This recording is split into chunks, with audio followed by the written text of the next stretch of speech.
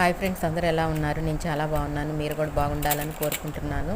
ఈ గాజుల విషయానికి వస్తే, సంక్రాంతికి ఒక్క మగపిల్లవాడు ఉన్న తల్లి గాజులు వేయించుకోవాలని, అది కూడా 5గురు దగ్గరికి వెళ్ళి 5 రూపాయలు తీసుకొని వేసుకోవాలని అంటున్నారు.